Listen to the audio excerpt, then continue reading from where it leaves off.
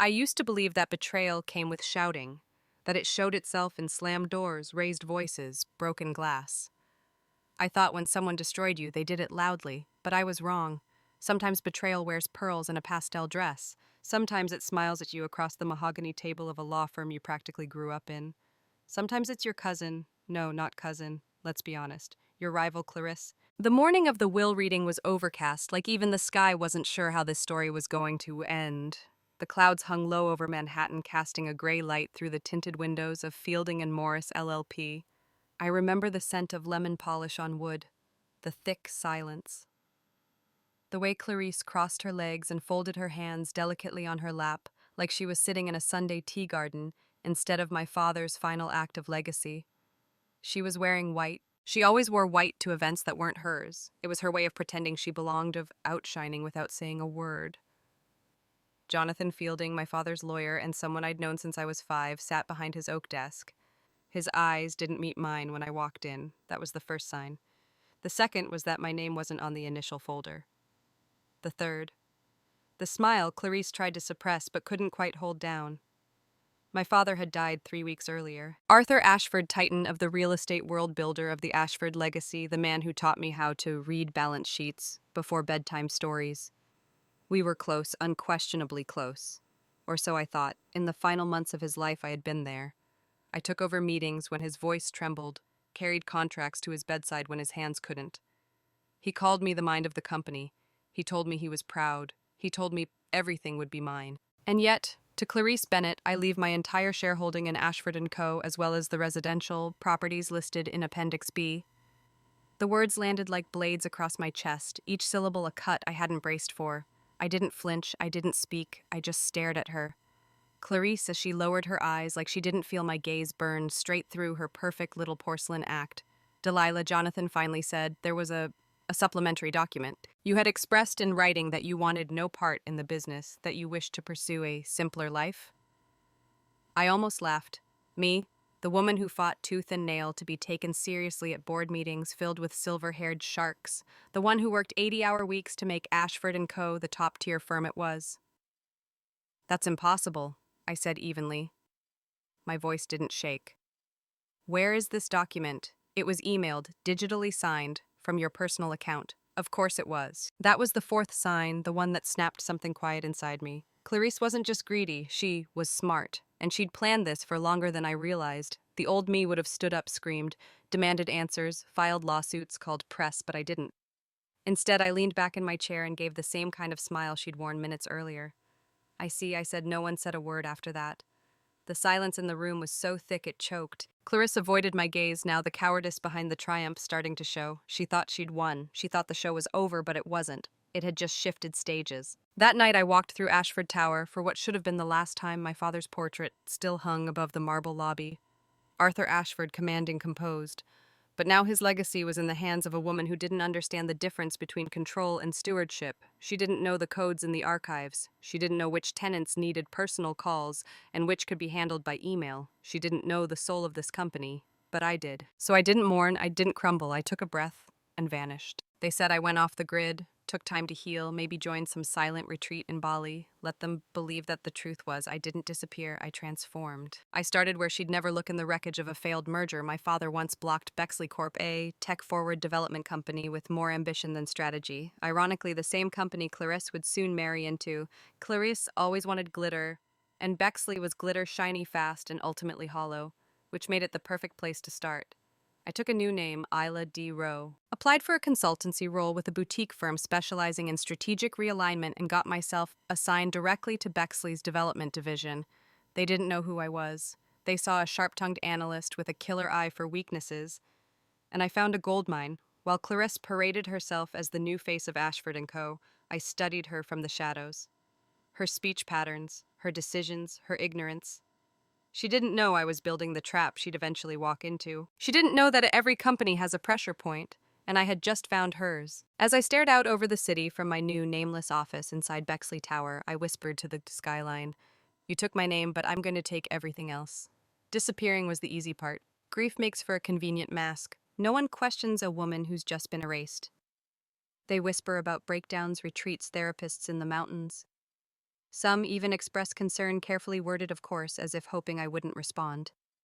I didn't let them think I was broken. Let them believe I vanished to cry over my father's betrayal. What I actually did was book a one-way ticket to Milan, not for fashion. For silence, I rented a small apartment overlooking the Navigli canals. Nothing extravagant, just stone floors, a steel desk, and a mind with something to prove. I drank bitter espresso, stared out into the still water, and built blueprints of revenge in my head like sacred geometry. Clarisse had taken my name off the will, but what she didn't know was how many of my father's passwords I still remembered. I didn't need access to his accounts. I needed patterns, dates, signatures, call logs. I still had his old burner phone, the one he used for deals that never made it into the official record. One text stood out. Meeting Westside Bexley execs delayed. Not sure I trust them. That was 3 months before his stroke. I dug deeper. Found the trail. Clarisse never knew. She left dinner receipts, plane tickets, call durations too long to be friendly and too close to be accidental. Clarisse wasn't just power-hungry, she was tactical, strategic, the kind of dangerous that came in soft silk and long sighs. She didn't just marry into money, she married into Access Bexley Corp. I'd heard whispers of a merger attempt with Ashford and Co. before. My father had shut it down cold. Said Bexley was built on borrowed brilliance, all polished, no spine.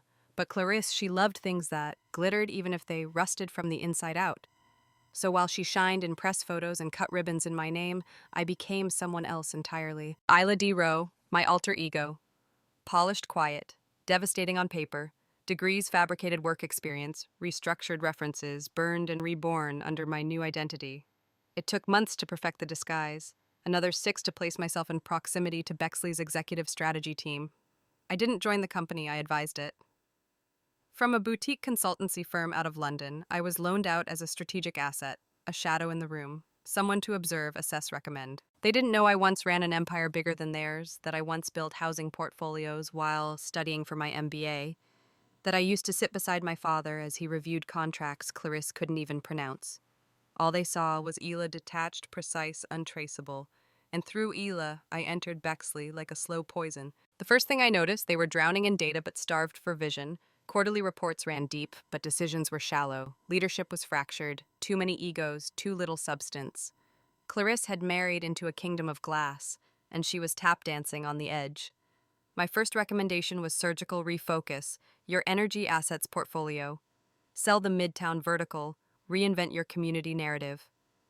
They listened, profits rose, I became indispensable. Clarisse attended board meetings now as Mrs. Bennett Bexley. She wore white still, she called herself co-visionary, but she never looked at me, not once, because she didn't recognize me. She couldn't imagine I'd rebuild myself just to stand behind her and pull the string. Behind the scenes, I gathered pieces. The Ashford-Bexley merger was back on the table. Clarisse was orchestrating it, thinking she'd rise as the dual queen of both brands. She wanted a mega conglomerate, Ashford's legacy, and Bexley's tech-forward face, but she didn't read fine print. She didn't write fine print, I did. I sat with Bexley's legal team and helped draft the merger terms. I introduced a clause masked in harmless jargon. In the event of an internal quarterly performance deficit, post-merger, exceeding 15% relative to benchmark projections, the acting board may at its discretion appoint an interim executive from within the strategic consultancy body for oversight. No one blinked. It was dressed as protection, but it was a noose. If Clarisse failed to meet her own growth, promises ones she inflated, to impress shareholders, she would be replaced. And the person she'd unknowingly handed that authority to Isla D. Rowe, me. During this, I made quiet contact with my father's old lawyer, Jonathan Fielding. He hadn't known about the fraud, he'd simply followed the paper trail like any good lawyer would. When I showed him the metadata discrepancies, the fake digital signature from my supposedly personal email, he paled. I should have caught it, he said, shoulders sagging. I should have. No, I interrupted gently. You shouldn't have had to. He agreed to preserve what we found. We didn't go public, not yet. I wasn't here for courtroom fireworks. I wanted consequences, the kind that settle like dust after a bomb goes off quietly, completely. 6 months passed. Clarisse launched her grand vision in front of investors. She stood beneath a digital banner with both company logos intertwined, bragged about legacy, innovation, synergy. She used my father's words, my models, my language, and still had no idea the entire foundation was built on a ticking clock. The moment the Q2 financials came in, the system cracked. Consumer trust fell. My counter-brand, a shell company I launched from Milan, had released a direct-to-consumer housing platform that undercut Ashford's new pricing model. Sales tanked, investor confidence wavered, exactly 16.7% below projection, above the clause threshold. And so an email was triggered from the Bexley Oversight Committee to Clarisse, to the board, to me. In accordance with Section 14B, we request immediate activation of interim executive oversight. Isla Rowe will assume transitional strategic leadership effective immediately. It was just one line, no press, no announcement, but it gutted her world like a scalpel to silk. I arrived at Bexley HQ that morning, stepped into the glass elevator Clarisse used to post Instagram stories in, and took it all the way to the top. The boardroom was tense, silent. Only one seat was empty, hers. I sat in it. I didn't say a word, just opened my laptop and got to work. They thought I'd collapse. Instead, I became the architect of hers, and she never even saw it coming. Power doesn't vanish overnight. It rots. It starts with small things. Late emails, missed calls. Investors who hesitate before they speak. Staff who nod but don't believe. A boardroom that begins to echo a little more with every meeting. Not because no one's talking, but because no one's listening anymore. That's how it started for Clarisse. She thought she'd won, that marrying into Bexley and merging with Ashford made her untouchable. She strutted across magazine covers, smiled on podcasts, and called herself a new era visionary. But vision without structure is just delusion with lipstick. And I was the one quietly undoing her architecture. The morning after I was instated as interim strategic lead, I arrived before sunrise. Bexley Tower still had that synthetic lemon scent they used to mask corporate decay. No one knew yet that the reins had changed hands, not fully. The board was still in damage control mode. Clarisse had flown to Dubai for a PR summit, and I let her speak on global stages, while her empire quietly folded in on itself. My first order of business was redirection. We pulled back half of Bexley's multifamily housing units slated for spring development and rerouted capital toward a community-first urban pilot project I'd drafted during my disappearance. It wasn't a plan Clarisse had approved, but it had been signed off by the board, through me. Then I did something she never thought to do. I spoke to the people, not the investors, not the shareholders, the tenants. I spent days walking the lobbies of Bexley-owned buildings, speaking to super single mothers, retired, professors and janitors. I listened, took notes, smiled, promised nothing. But when I left, I knew their stories, knew what they needed, and I folded it into the rebrand quietly boiling under the surface. One Clarisse would never get to unveil. Behind the scenes, I gathered my last pieces. There were still threads to pull, remnants of deception that needed exposing, not through scandal, but through structure. Jonathan Fielding, my father's old attorney, sent me an encrypted file. Inside were archived voice memos. One was recorded 2 weeks before his death. Clarisse has been pushing Bexley hard. Says it's time to modernize the empire. I told her Delilah would handle it. That legacy doesn't need reinvention, it needs stewardship. She wasn't pleased, my hands shook, listening to it. Not from grief, from clarity, my father knew. Maybe not everything, but enough to be wary, and he trusted me, which made Clarisse's betrayal even worse. Not just a theft, but a rewriting of truth, so I built mine. The Bexley Ashford rebranding gala was set for the following quarter. Clarisse, somehow unaware of how deep the knife already went, insisted on it being hosted at the Ashford Conservatory, the glass-domed event space my father commissioned as his legacy piece.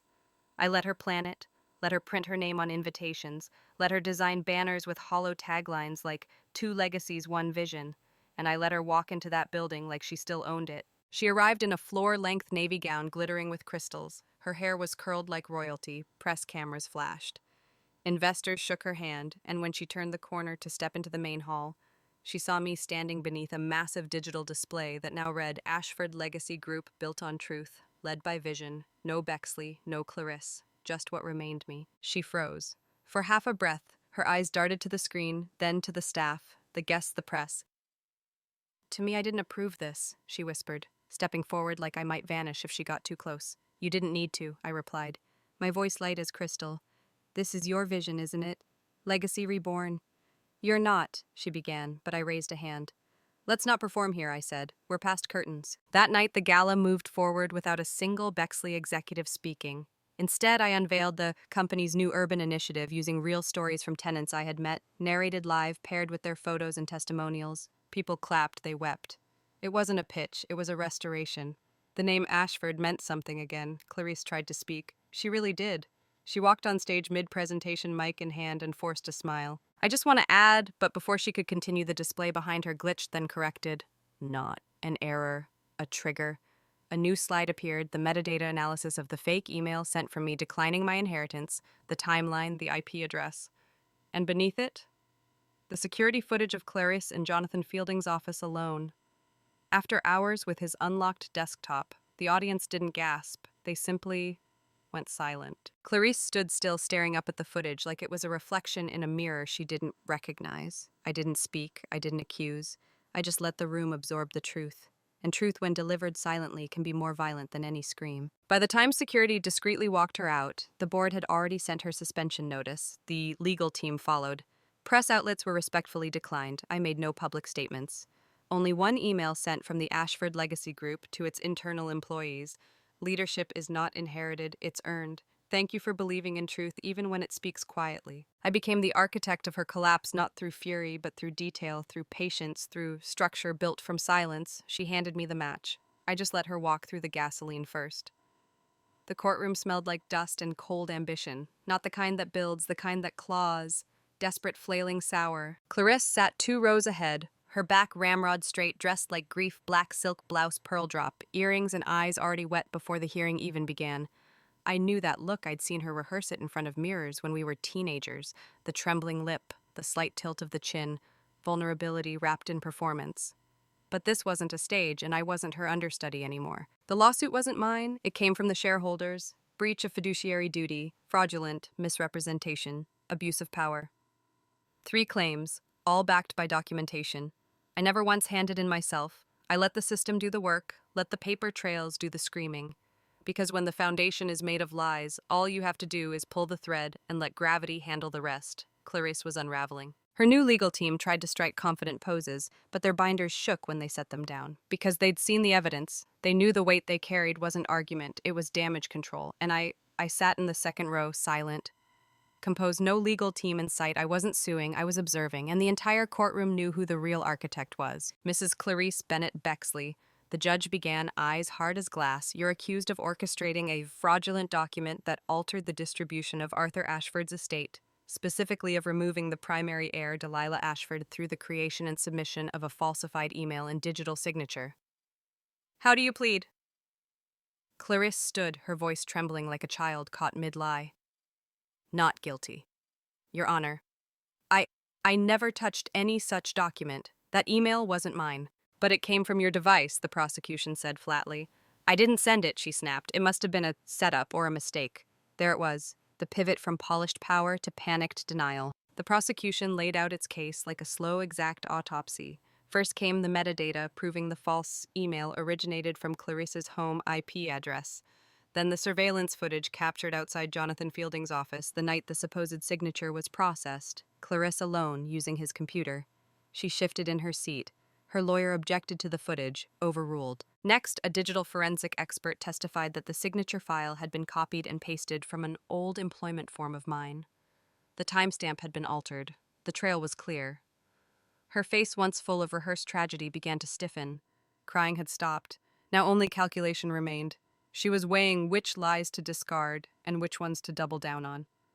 I'd seen that look before at board meetings, at dinner tables, but not here, not in front of the law. Then came the voice memo. Jonathan Fielding had recorded a conversation with my father days before his death.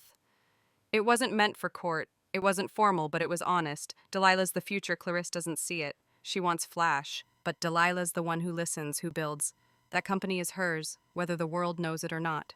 The courtroom didn't gasp. They just stilled, because you don't need drama when the truth is that clear. Clarisse's lawyer tried a final move, called me to the stand. Ms. Ashford, do you have anything to add? Stood slowly. Walked with steady heels across the marble floor. Took the stand without flinching. I didn't come here to accuse, I said, voice clear, calm, clipped. I didn't press charges. I didn't need to. Then why are you here? I turned to Clarisse to watch a pause, to watch the truth do what I never had to. Her lawyer pushed harder, tried to bait emotion. Is it not true that you vanished after your father's death, that you were unstable, unreachable, perhaps incapable of managing an estate of that magnitude? I smiled. I vanished. I said to build something stronger than what they stole, and what would that be? Perspective, I replied, and power that doesn't need to be screamed to be felt. When I stepped down, I looked once more at Clarisse. She didn't meet my eyes. Her hands trembled in her lap, white-knuckled and lost. She had come into this courtroom believing legacy was hers to manipulate. But you don't own legacy by stealing it. You earn it by surviving its destruction. and rebuilding it better. The judge ruled 3 days later. Clarisse Bennett Bexley was found liable for fraud with penalties to be determined in civil court. Her inheritance rights were revoked pending appeal, her holdings frozen, her access terminated. As for me, the court formally recognized my standing as sole heir and steward of Ashford & Co. The will, despite its tampering, had a deeper truth one the law could finally see. There were no cheers when the verdict came. Just a long exhale from the room, like the building itself had been holding its breath. Clarisse fled the city, tried briefly to restart in Singapore, then Vienna. Last I heard she was renting out a townhouse in Lisbon under a different name. But you can't outrun the taste of everything you thought you owned, slipping from your hands like dust. She cried for what she thought was hers, but it was never hers, not the company, not the name, not the legacy. That was mine, always had been. You'd be surprised how quiet revenge can be. No slamming doors, no final screams, no viral courtroom footage, just silence and signatures. The sound of a pen dragging across paper, faint click of a lock changing hands, the subtle hum of an elevator rising in a building you now own. That's the soundtrack of justice. Clarisse doesn't scream anymore. She can't afford to. 3 months after the verdict, I stood at the window of Ashford Tower, my tower now looking out across the city. The sun had just broken through a pale winter sky, casting everything in a strange gold clarity. It was over, not just the lawsuit, not just the company battle, the story, the legacy rewritten. Clarisse had filed for bankruptcy. The frozen assets, the court-ordered repayments, the blacklisting from every boardroom that used to beg for her appearance, it all folded in on her like a crumbling stage, but I didn't evict her. No, that would have been too easy. Instead, I made her apply. The penthouse she used to flaunt on social media, she still lives there, only now it's under a lease agreement. Her name isn't on the deed anymore. Mine is not as Delilah Ashford, but as Isla D. Rowe. The identity she never learned to fear until it was too late.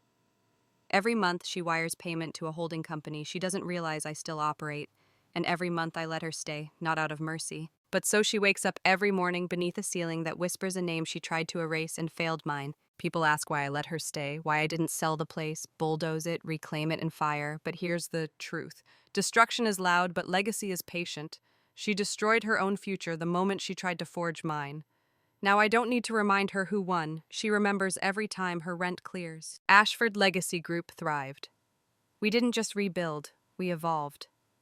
The urban initiative I had, quietly piloted in my exile, grew into a national project: affordable housing, reimagined, high-tech integrations, community equity. We stopped building for wealth. We started building for impact, and we made profit doing it, because real legacy isn't about what you take, it's about what you leave behind. I changed the company crest. Not to erase my father, but to complete him. 2 lions now, one roaring, one silent, one for him, one for me. I was offered features, covers, talk shows. Everyone wanted the story. The heiress who disappeared, then came back swinging. The quiet strategist who dismantled a dynasty with barely a word. But I declined most of them. I don't need to be seen to be known, I just needed to be undeniable. There's one moment I think about more than I should. The last time I saw Clarisse, it was in the lobby of the Ashford Conservatory. She was exiting the elevator as I entered it. Her heels clicked softly, her coat too big, her hair pulled back without ceremony. She looked smaller, not thinner, not weaker, just finely precisely her real size. She didn't speak, neither did I, but for one breath our eyes met, and I saw it, recognition, not fear, not hatred, but the quiet, trembling understanding that everything she'd tried to steal had never truly been within her grasp.